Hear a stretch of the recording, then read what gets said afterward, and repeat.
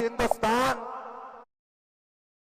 اندازہ آج بھی ہوتا ہے کہ چاہے کچھ بھی ہو جائے لیکن انصاف پوری طرح سے مر نہیں سکتا، انصاف پوری طرح سے مر نہیں سکتا۔ یہ ہمارا ملک عزیز ہندوستان کسی خاص آدمی کے ٹھیکیداری میں نہیں ہے، سبھی کا خون شامل ہے یہاں کی مٹی میں، کسی کے باپ کا ہندوستان تھوڑی ہے، ہمارا بھی ہے، آپ کا بھی ہے، سب کا بھی ہے۔ اور میرے عزیزو پتہ نہیں، یہ بھی شاید راحت اندوری صاحب کا شعر ہے، اور اس سے پہلے بھی کچھ بولا تھا وہ بھی ان کا ہی تھا، تو ڈینجر ہی ہوا کرتا ہے۔ اللہ تبارک و تعالیٰ آپ سب پر فضل فرمائے، کرم فرمائے۔ جو چیز خاص طور پر بولنی ہے وہ یہ ہے، ان حالات سے آج جو گھبرائے ہوئے ہیں یہ وہ لوگ ہیں جو عیش پرست ہیں۔ میں کسی کو خاص ٹارگٹ کر کے نہیں کہنا چاہتا، لیکن بہت سارے وہ لوگ جو اثر و رسوخ رکھتے ہیں لیکن وہ آگے آنا نہیں چاہتے، دین اسلام پر حملے ہوں، حضور پاک کی عزت پر حملہ ہو، کسی کو بولنا نہیں ہے، کیونکہ پتہ ہے دیکھو اس مولانا کو کس طرح کی ہے، اسی طرح دوسروں کو بھی کر دیا جائے۔ جو کمفرٹ زون میں بیٹھنے کے عادی ہو گئے وہ اپنا ایریا چھوڑ کر ہٹنا نہیں چاہتے۔ اگر میں کچھ کہوں گا حضور پاک صلی اللہ تعالیٰ علیہ وسلم کی ناموس کے لیے تو میرا عیش خطرے میں آ جائے گا، اکثر کی یہی سوچ ہے۔ میرا تو اپنا دھندا ہے، میرا بزنس ہے، میرے بیوی بچے ہیں، ہو سکتا ہے یہ مولانا کو کسی چیز کی فکر نہیں ہوگی۔ آپ کو میں بتاؤں، آپ کو اندازہ نہیں ہمارے دل میں ہمارے بچوں کی کتنی محبت ہے۔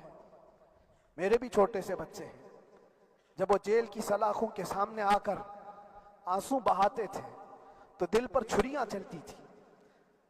وہ بچے جو ہمیشہ ہمارے سینے پر سوتے رہے، آج میں ان کو چھو بھی نہیں سکتا۔ جب وہ سلاخوں کے پیچھے کھڑے ہو کر دور سے رو کر کے چلے جاتے 15 منٹ، تو کیا ہمارے دل میں بچوں کی محبت نہیں؟ کیا ہمارے گھر بار نہیں، ہماری بہنیں، ہمارے بھائی، ہماری ماں نہیں؟ کتنے تو دن ایسے ہوئے کہ میری ماں کو دورے پڑتے رہے یاد کے لیے، تو کیا وہ ہمارے اوپر کیفیت نہیں آتی کہ ہم خامخواہ یہ مصیبت کیوں مول لی ہے؟ میری بیٹی تو جھگڑا کرتی اس بات کو کہ کیوں آپ اکیلے ہو، بہت سارے لوگ ہیں سب کا خیال کرتے ہوئے، لیکن میرے عزیزو یہ ان کی اپنی محبت ہے، سارا ایک پریوار، اور اس سے زیادہ میرے شاگردوں کی ایک دنیا ہے۔ کتنے ایسے ہیں، میں جانتا ہوں کہ 8 مہینے تک نرم غذا نہیں کھائی میرے ان بچوں نے، میں جانتا ہوں ان کا صرف یہ خیال تھا کہ اندر پتہ نہیں جیل میں آپ کیا کھا رہے ہوں گے، ہم یہاں نرم غذا نہیں کھائیں گے، گوشت مچھلی نہیں کھائی، حالانکہ یہ کوئی چیز تمہارے اوپر واجب نہیں تھی۔ یہ حالات میں اس لیے بتا رہا ہوں میرے عزیز، کسی کے وہم و گمان میں اگر یہ ہے تو نکال دے کہ میرے آس پاس کچھ نہیں ہے، میں کسی کو چاہتا نہیں، یا میرے ساتھ محبتیں نہیں ہیں۔ کثرت سے محبت کرنے والے لوگ ہیں میرے پاس، میرے ان بھائیوں کی اور میرے بہنوں کی، میرے گھر والوں کی محبت تو ایسی ہے کہ ان کے گھروں کے بچوں کے معاملات بھی بغیر مجھ سے پوچھے نہیں ہوتے۔ اگر 8 مہینے اندر رہا تو کسی کا رشتہ نہیں تو بات چیت بھی نہیں ہے، رشتہ نہیں ہوگا جب تک یہ نہ آئے، سارے کام ڈیپینڈ رہتے تھے۔ مجھے بھی ان تمام چیزوں کا احساس ہے، لیکن یہ سب چیزیں ایک طرف، میرے مصطفیٰ کی عزت اپنی طرف۔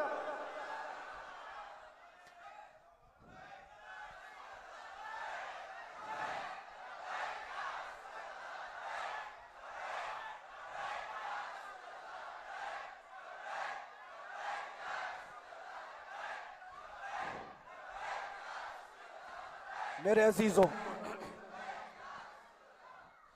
ہر ایک کے آنسوں کے قطرے میں نے دیکھے، بھائیوں کے، بہنوں کے، میرے پاس ملنے کے لیے میرے جو شاگرد آتے ان کے، یہ اکثر جب جیل کی دیوار پر آ کر کھڑے ہوتے، ان کی آنکھیں لال، یہ آنسو بہاتے 15 منٹ ملاقات کر کے چلے جاتے۔ آپ کو کیا اندازہ ہے اندر کے حالات ایک دن 1 سال کے برابر لگنے لگتا ہے۔ घुटते रहते, लेकिन एक बात का एहसास बार बार होता कि ये सारी मोहब्बतें एक तरफ है, लेकिन हम जिसके लिए खड़े हुए हैं उसकी मोहब्बत में कोई समझौता नहीं, उसकी मोहब्बत में कोई समझौता नहीं। ईमान इसी का नाम है, ला युमिनु अहदुकुम हत्ता अकूना अहब्बा इलैहि मिन वालिदिही व वलदिही वन्नासि अजमाइन।